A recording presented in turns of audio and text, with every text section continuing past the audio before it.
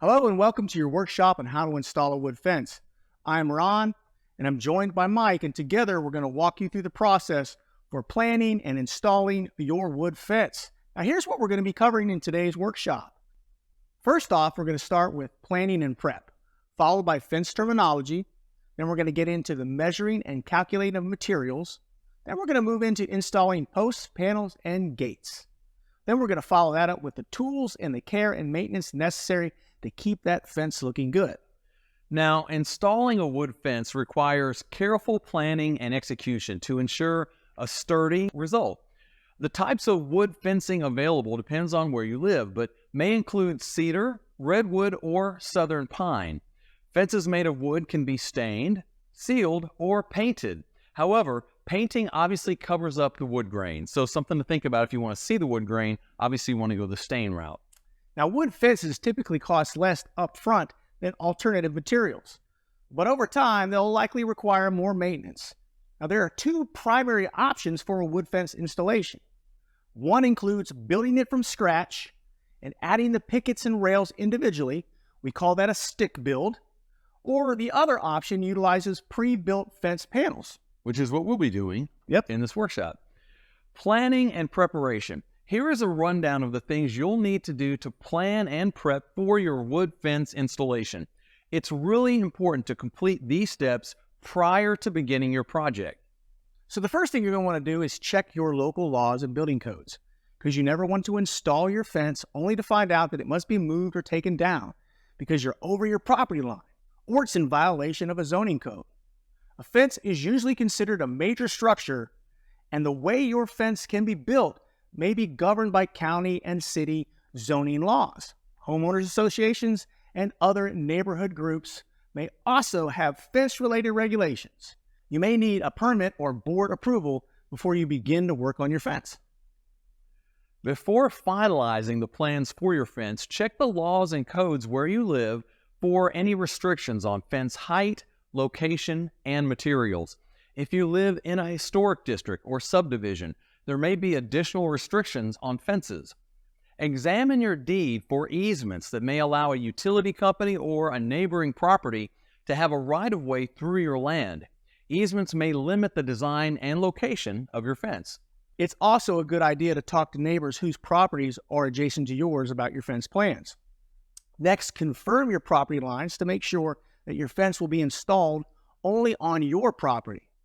You can find out that information on your property lines at the local assessor's office or your deed. You could also look for survey markings on your property. If you don't see any, hire a surveyor to help identify and mark your property lines. But don't rely on where you think or you've been told your property lines are. Confirmation is crucial. Now, a few other considerations. Plan where any gates will go on the front end. You have to do this prior to starting your installation. The gates should be big enough to leave room for anything that you need to take through them, like yard equipment or trash cans. A common width for a fence gate is between 4 feet and 6 feet. Stepping is commonly used in situations where the ground is aggressively sloped. Each panel is slightly lower or higher than the other panel next to it, so the fence gradually follows the slope like steps in a garden. Stepping will result in open spaces or gaps between the bottom of the fence and the ground at one end of each panel. You can fill in that space after installation. If you're using pre-built panels like we are, your fence can be stepped to follow the sloping terrain. We'll be showing you the basic installation process with minimal slope impact in this workshop. We only had to trench out a space under one panel and step up a separate panel a little bit near our gate. Now let's talk about fence terminology. It's helpful to become familiar with fence parts and the terminology. We'll be using these references throughout our workshop. First of all, there's the gate.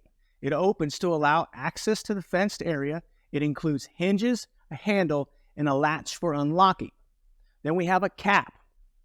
It can be added to the top of fence posts as an additional design element. Rails. They stretch horizontally across your fence, help keep the fence structurally sound, and serve as an attachment point for the pickets. The pickets are the big planks that make up most of the body of a wood fence. They sit between the posts and are usually perpendicular to the rails. Then we have the trim. For a more finished look on the fence, sometimes trim is added to make things look more uniform, also to conceal fasteners connecting different parts of the fence. Also, you have kickboards. They cover the bottom, cut edges on the pickets, and provide additional support for the pickets themselves and offer another finishing look. Line posts. These run throughout each side of the fence and support most panels. Your corner posts support the fence in the corners where different sides of your fence meet at a 90-degree angle. Then you have end posts. They're located anywhere the fence ends, either at the house, a garage, or a gate. Then there's gate posts, used to secure the hinge side of the gate. Now, to give you some context, here's an overview of the entire installation process. This will help you understand the steps as we go through the actual installation. First, you measure the entire area where the fence will be installed, and you can create a diagram of your installation. That will be helpful throughout the process to help you kind of keep track of where you are and what you're doing. You can add stakes and string along your property line. Also, you're going to want to measure and mark the string, indicating the distance between the posts. You're going to measure equal distances from those marks to indicate where the post holes will be dug. Consider temporarily removing the string, but leaving the stakes. The string can get in the way sometimes when you're digging your post holes. That's not required, but it's something sometimes people like to do. And then, of course, you would just dig your post holes. Then you're going to want to replace and use that property line string, like he said before, to ensure that the fence line remains straight. Super important to do that. Install the fence posts, the fence panels, and the gates. So real quick, let's talk a little bit more about this diagram that you're looking at. This is going to vary, obviously, depending on your project, but this gives you a good idea of all the steps and all the parts of the process. You can see in the corners, there are property line markers. Like we said earlier, you may or may not have those. If you don't, you want to at least consider getting someone to confirm where your property line is and adding those so you'll know throughout the process. And then there are wood stakes in the corners that strings are attached to. Two things that those do. They're going to keep you aware of your property line as you go, but it's also a perfectly straight line because it's pulled really taut between those stakes. That's going to give you sort of a foundation in which to base the alignment of your fence to ensure that you have a straight fence line. That's very important. You can see the black markings on the string. We made those when we did our measurements to indicate that that's where a hole's going to go. And then, of course, the holes themselves are either in a corner or aligned with those marks at those predetermined spaces where we measured. So that kind of gives you an idea of the overall steps that are involved in this. Well, Mike, there's one other thing. When we talk about the string, we talk about coming together at that corner. When the strings kind of overlap, it creates that nice, clean 90-degree angle. We're going to show them how to make sure they've got a clean 90-degree angle in just a few moments, but it serves a great purpose there too. And real quick, there's two ways that people generally do their strings. You can put your string directly on your property line, which is fine, but that means that your holes have to be indented inside to ensure that they're on your property. Another way to do it is figure out how far in you need to come to accommodate the fence post and put your string there. If you do it that way, you would dig your holes directly under the string. So you've got two options there as far as how you measure and place your holes. So just know that going in. You can place your string on your property line or inside your property line. Next, we'll focus on the measuring. The first and most critical step in fence planning is the measuring. It's helpful to go ahead and drive a corner marker stake in to ensure your fence corner placement remains consistent. Also check to see if you have property line markers in place. Measure the entire fence line to get the total linear footage. You'll use these measurements and calculations to calculate the total amount of materials needed, including fence panels, posts, gates, and concrete. When building a fence using pre-assembled panels, take the total linear footage of your entire fencing project, subtract the width of any gates that you'll be adding, and divide that amount by the width of one of the fence panels that you're purchasing. This will determine the total number of panels that you're going to need. You may want to measure twice as you go just to be sure and create a diagram of your space. Again, this will help you stay organized and on track throughout the installation. This will also help determine the number and placement of line posts, end posts, corner posts, and gates. Now, as Mike said before, we'll be installing pre-built wood panels, so we won't need to worry about pickets or support rails that you would install if you were building a fence from scratch. Our fence panels already include the rails and the pickets. Determine where you want to locate your gates. Spray paint parallel lines on the ground to indicate the gate placement. Measure and document all gate sizes. You can get pre-built gates or make one using a partial fence panel. We'll be creating a gate using an adjustable gate support kit, as these are less likely to sag over time. We'll cover the details of the installation and the benefits of this gate option when we install our gate. Keep in mind that your project may require the installation of a partial panel if you get to the end of a run of fence and find that a complete panel just won't fit.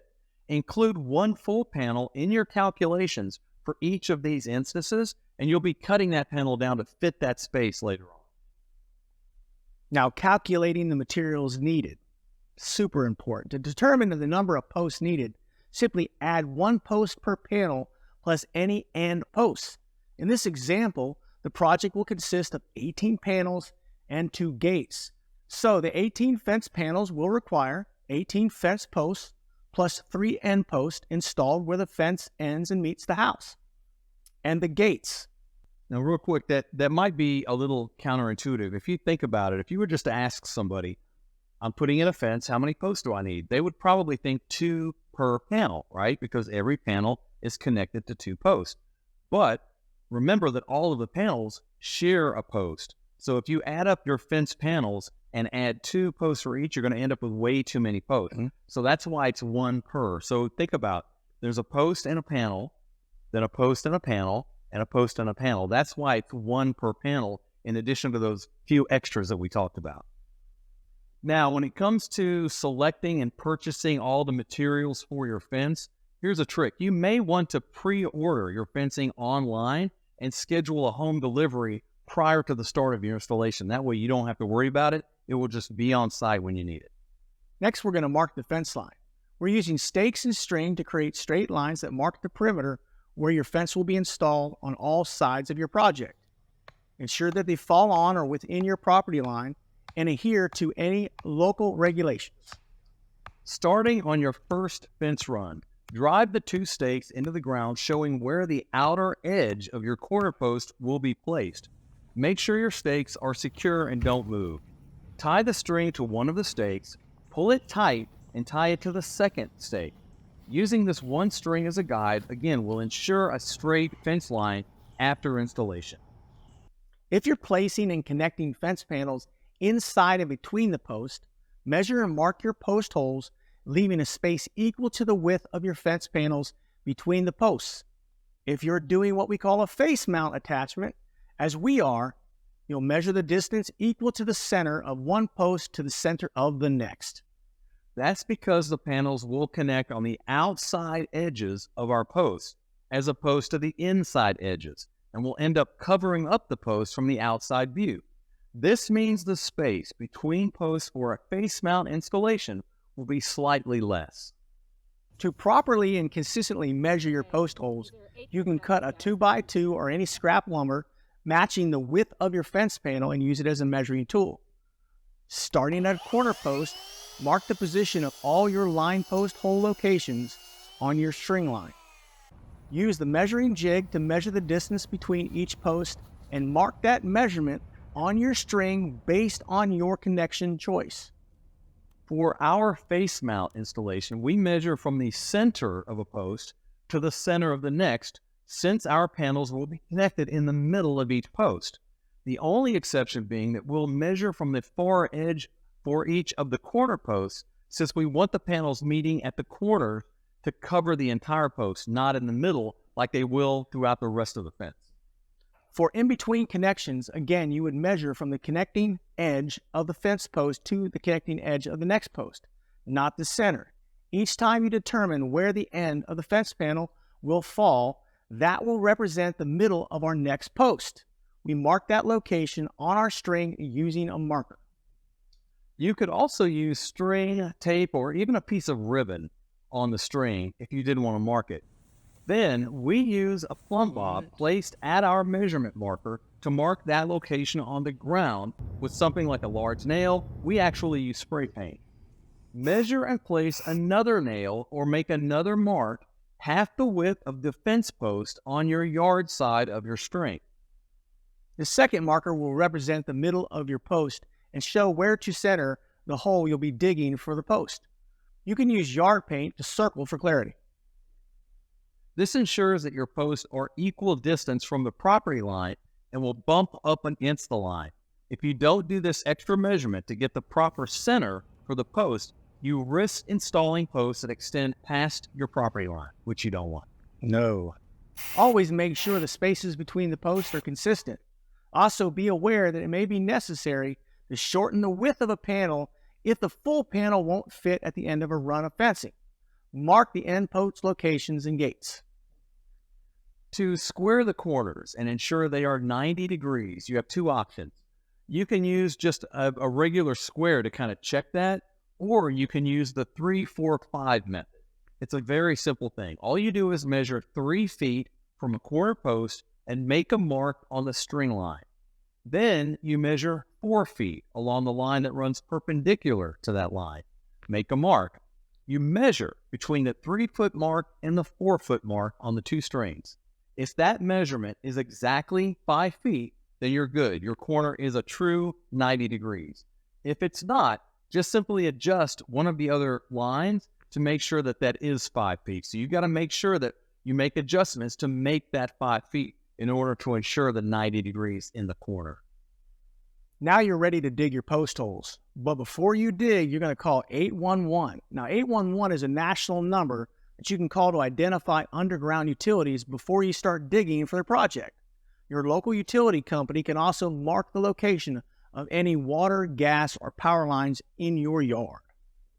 To be safe, hand dig any holes that are within 18 to 24 inches of a marked utility. You also should go around and mark other things like irrigation line and sprinkler heads. Anything that you have that may be impacted when you're digging your holes, just mark those with a small flag to make sure that you work around them. When digging your holes, you may want to remove your measuring string since it will get in the way of digging your holes. You should replace it whenever you're placing your post to ensure proper alignment. Dig post holes at regular intervals along the fence line based on your string markings, using a post hole digger or an auger. Now, real quick, you do have options here. You don't have to take the string down. If you're working with just a couple of people and you rent an auger, we're going to talk about using an auger to make the holes. There's nobody to hold the string and get it out of the way. If you've got extra hands around, you can leave the string up. Just make sure that somebody is there to kind of pull it out of the way as you're digging your holes. If you don't have an extra person, that's when you might want to take it down because it will get in the way as you're using an auger or even a post hole digger. However, it's right there. Super important to leave the stakes up. Now, you can rent an auger to speed up the process and save your back. The depth and diameter of the holes depends on the height and type of fence, but the holes should be about 1/3 as deep as the posts are tall. For example, an 8-foot post needs a hole at least 2.5 feet deep or 30 inches, plus add about 4 to 6 inches for the gravel. The diameter of the hole should be at least 3 times the width of the post. Now, you might want to consider making the bottom wider than the top so that the water can flow away from the post and the concrete can mushroom out at the bottom for added stability. In colder climates, make sure you dig below your frost line. What is a frost line? That is the depth at which groundwater in the soil is expected to freeze in the winter. The frost line depth depends on the climatic conditions in your area.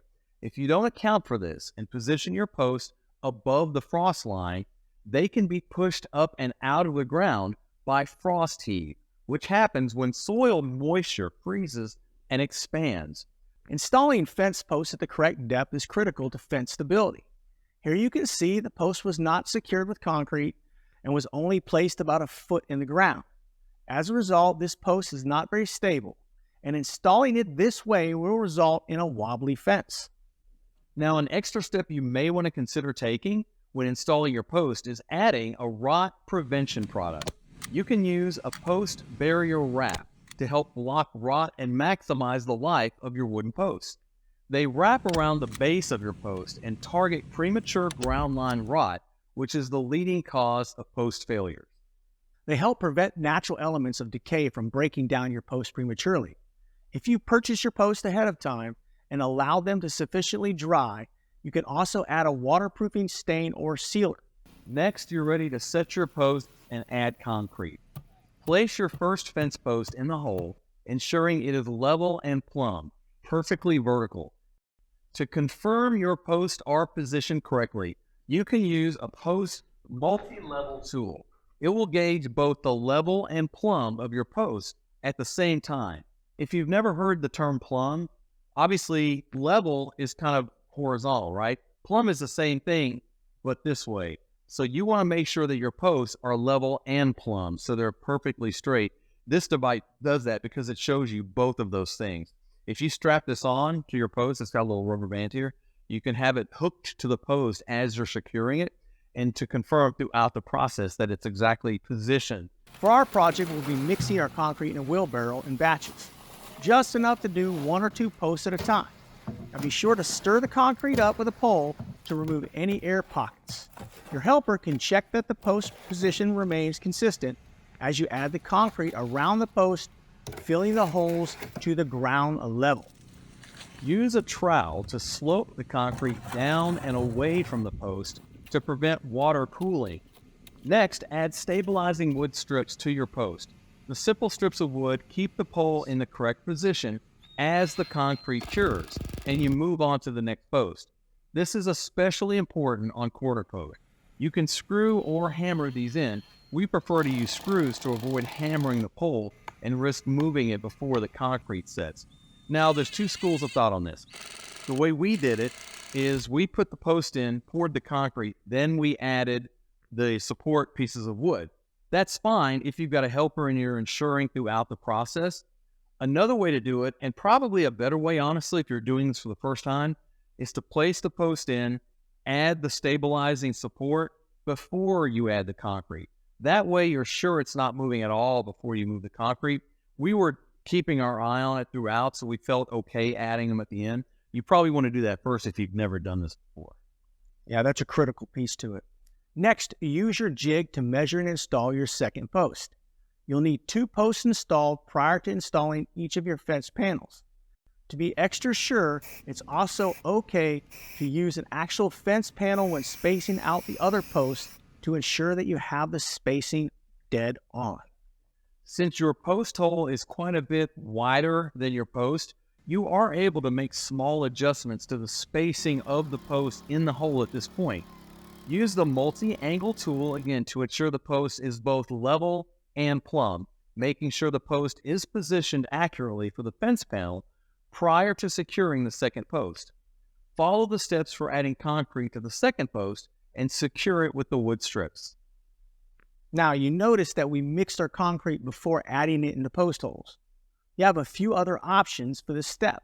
You can mix your concrete in the hole itself.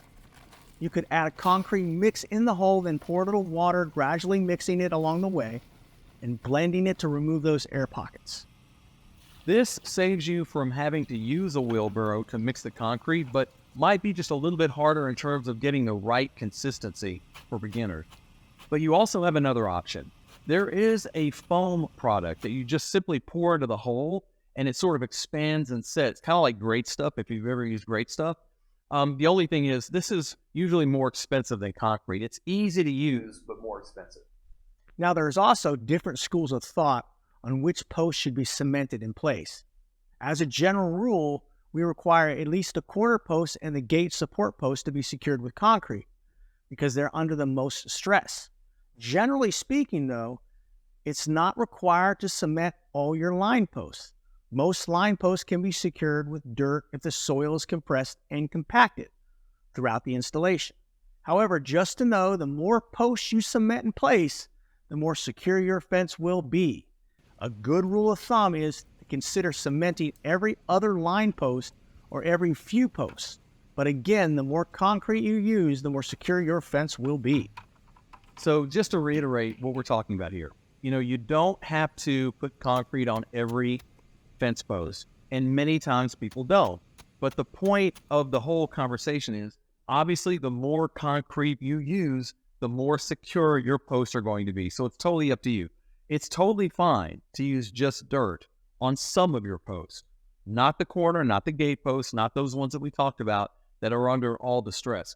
But you've got to really make sure that you compact and compress that soil. That's the only thing that's securing the post.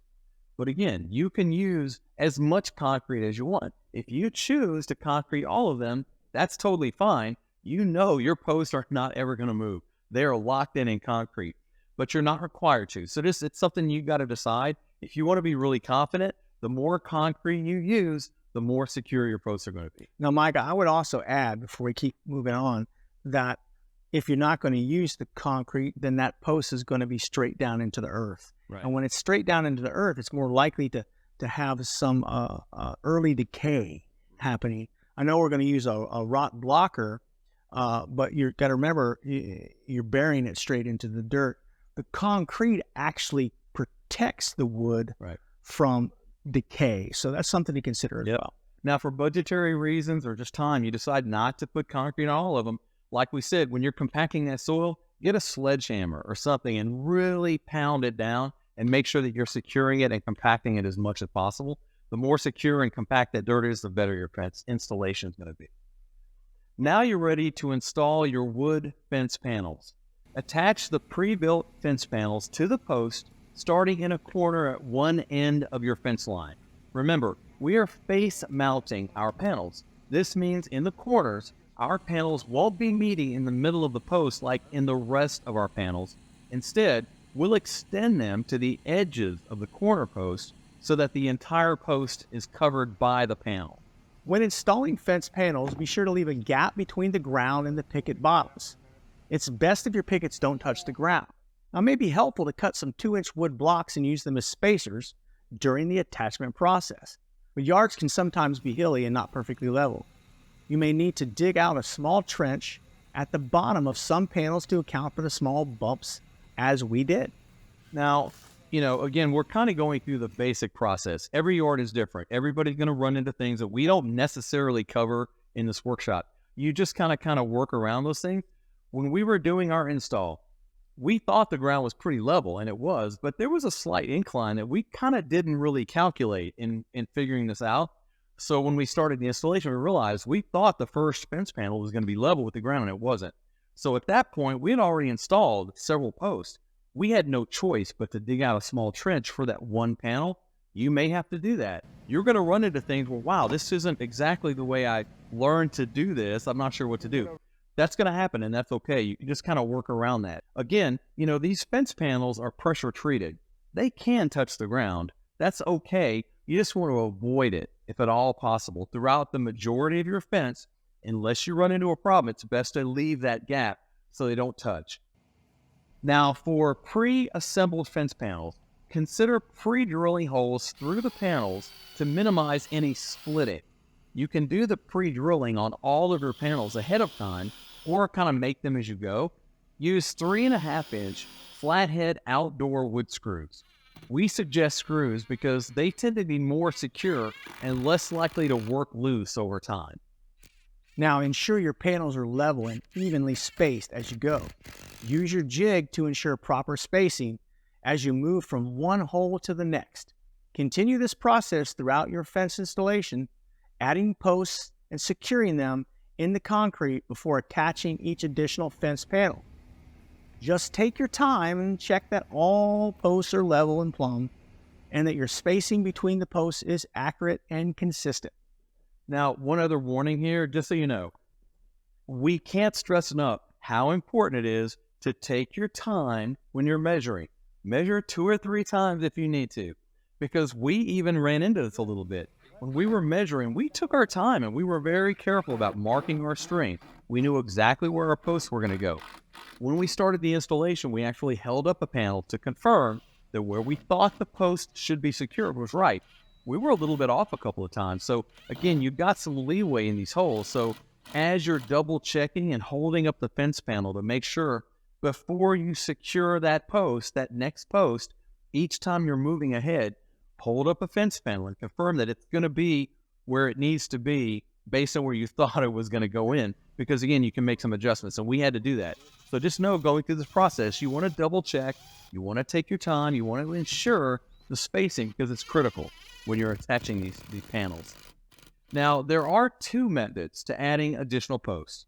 Experienced DIYers and pros tend to install all of their posts at the same time, let the concrete cure, and then add their panel. However, again, first-timers may want to install one post and one panel at a time.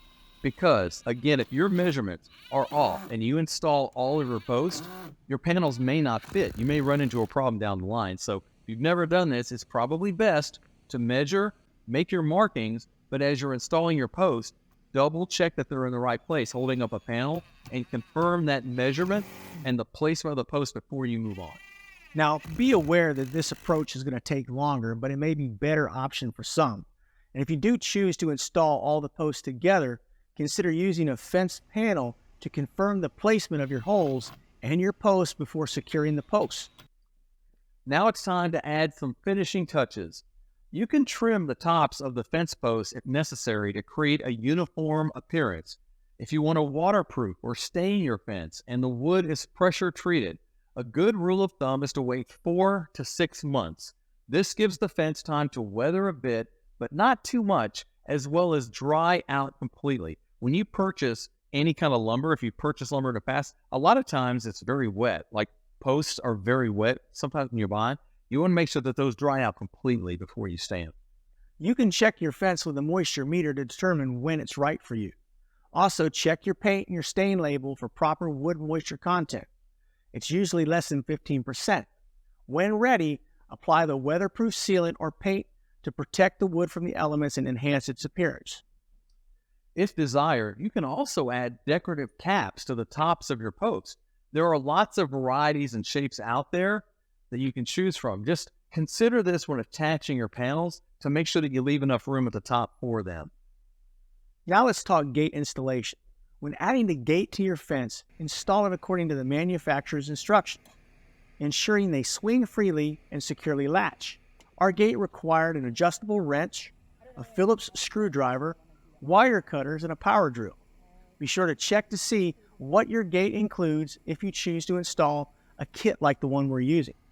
Ours does not come with posts, 2x4s, or any wood whatsoever. Those were all purchased separately. Be sure to read the instructions for your gate. All gates have installation similarities, but you may find steps unique to the one that you select. Installation is fairly straightforward. It's not overly complex, but you'll want to take your time and pay attention to the details. For instance, our gate is marked to indicate the sides the hinges and the latch will go on. Also, it's designed to open inward into our fenced area, but can also be adjusted for an outside swing. We begin by installing the post hinges, which connect to and support the hinges on the actual frame and gate. After installing our gate post, our gate instructions direct us to find the vertical center of the post and measure 16 inches up and down from the center point and mark on our post. We then measure 1 inch from the edge of the post that the gate will swing towards at those high and low marks. And that's where we install our post hinges. We drill our post hinge holes into our post, and using a wrench, we screw each post hinge into the post. Next, we loosely attach the frame hinges to the hinge side of the frame and slide the bottom and top gate hinges into position onto the bottom and the top post hinge, and then tighten the bolts. Next, we insert the telescoping bars of the gate frame into the slip member of the gate frame. Because the frame is still loose, we carefully add the latch side of the gate frame to within 1 inch of the post where our latch will be installed. We measure the space where our 2x4 rails will attach. We cut them to size and attach them to the plates and the telescoping bars with wood screws. Now we add our truss cable, latch, and our gate stop. We'll be using a turnbuckle, which is a metal connector used on gates to tighten the leveling cable. is usually installed diagonally to help prevent sagging. We assemble our truss cable and attach it with an S-hook at the lower corner of the latch side of the gate frame and hook the turnbuckle in the hole at the opposite top corner of the hinge side of the gate frame. We make a loop on the loose end of the cable, thread it through the cable clamp, and slip it onto our S-hook. We pull the cable tight, secure the clamp, and cut off the excess wire. Next, we attach the striker bar of the gate latch to the inside gate frame. Then we align the latch with the striker bar and attach it to the post using wood screws. Now we can attach the rest of our fence boards onto the 2x4s on the gate using screws. Finally, you're going to want to check the gate's alignment and make any necessary adjustments to ensure it swings smoothly and closes properly. Trim off any excess wood if needed. Now, obviously, the directions and installation kind of steps that we just walked through for the gate are specific to the specific gate that we purchased. There are different gate kits out there. We think this one's pretty popular, and it's a really good option because of that cable. It's going to keep that gate from sagging over time, which is what you want.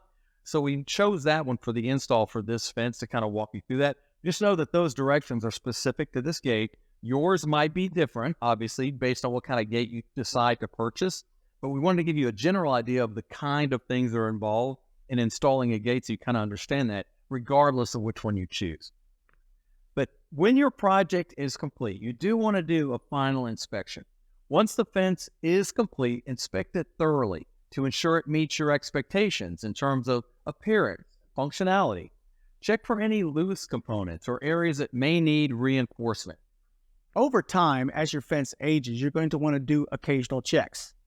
You're going to walk the fence looking for any signs of damage, such as loose or missing boards, wiggling posts, or sagging sections. Look for signs of rot, decay, or insect damage, especially at the base of the wooden posts or along the bottom of the panel. Check for protruding nails or screws. Test the stability of your fence by gently pushing on different sections. Focus on the posts because they are the primary support for the fence. Check for signs of damage or movement. You're going to want to test the gates. Do they open and close smoothly without sticking or dragging on the ground? Regularly assess the overall condition of the fence. Regular maintenance and inspections can help keep your fence in good condition and prolong its life. So here are the tools you're going to need for the project. Common tools for this project include the post hole digger or the rented auger, a shovel, A level, a tape measure, a hammer, and a circular saw. 3.5 inch to 4 inch exterior galvanized nails or 3.5 inch to 4 inch exterior galvanized screws, a string line, and a drill. Also, a post level tool, stakes, and landscape spray paint. So as we said before, building a fence on a sloped or uneven ground requires more planning and adjustments to ensure a level and sturdy installation. So what do you do if your yard is uneven or includes a slope, because not all yards are perfectly flat? If you are installing your fence on a flat yard, it will look like this. Your fence will be straight across the top, straight along the bottom, with a small gap underneath. Even if your yard appears to be flat between fence posts, there could be small dips in your yard. If you want the top of your fence to be straight, these dips will result in small gaps under your fence in those areas. You can either ignore the small gaps at the bottom or fill them with dirt or gravel. Now, in some cases where the gaps are minimal, you may consider cutting the bottoms of your fence to align with the terrain of your yard. This can be time-consuming, and aligning your cuts to match your yard can be difficult. If you're dealing with a larger slope and installing pre-built panels, you will need to stair-step the fence panels. This involves putting each fence panel higher than the previous one, and you work your way up the slope. Your fence will then gradually follow the slope in steps. You will end up with larger gaps between the ground and the bottom of the downhill side of the panels, but the rail supports will be level and the posts and pickets will be plumb. Those gaps can be filled in with dirt or wallpaper stones. Now there's another option. You can cut the panels to align with the gaps, but this will mean the panels will be shorter than their original size on one side, and again, matching the terrain in your cuts is hard to do. If you've ever seen a fence that is angled consistently to align with a slope, that is a fence that was built from scratch. In this case, pre-built panels were not used. They couldn't be used.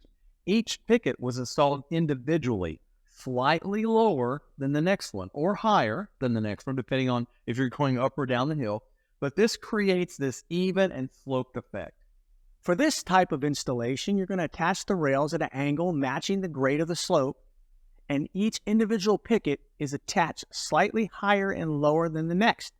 This method allows the fence to conform to the natural contour of the land while maintaining a consistent top line. Now, let's talk a little bit about care and maintenance. Here are some tips to maintain your fence and keep it looking like new. Keep it clean. Eliminate mold and dirt from the fence with a gentle brush or a pressure washer on a low setting. High pressure can damage the wood of the fence. Now, we said this before, but we want to wait to apply that stain to your new fence. Anywhere between 1 and 6 months, depending on the wood type and where you live. A good test is to splash a little water on the fence. If it soaks into the wood, that means the wood is dry and will absorb the stain better. Also, don't forget to stain the top edges of the posts and pickets. You can extend the life of your fence by protecting it from pests, UV rays, and moisture. Apply protective coatings like wood preservatives and sealants, stains, or paint to help prevent rotting, discoloration, and warping. There are even waterproofing stains and sealers in one that will save you time and money. Now, as we said before, you're going to want to inspect your fence often to identify any issues and address them before they get worse. Check for sagging sections, loose boards, loose screws or nails, and general signs of wear and tear. Keep any live vegetation like bushes or vines away from your fence. They can add weight to the fence and trap moisture. Prevent seasonal damage from things like snow buildup, piles of leaves gathered against the fence which can trap moisture. When watering grass with sprinklers, try to avoid letting the fence be hit repeatedly with the water. So one other quick thing I want to mention. In most cases, you're going to want to kind of give your post a nice little chop at the top, maybe about a 30-degree miter cut. It's going to help water roll off the post.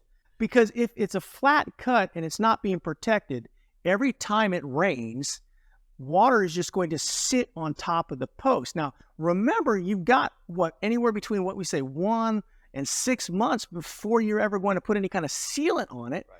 During that time, a lot of damage can occur while it's drying out, and that post will actually absorb that moisture because that's what we call an end grain cut off the top of the post. So take it, put it in a miter saw if you have one, or if you have that skill saw, just take and put like a little 30-degree cut on that and angle it off, and it will help the water roll off that post. Yep. Now, we covered a lot today, and hopefully you have the know-how on how to tackle your wood fence installation. Now, here's a summary of what we covered in this workshop.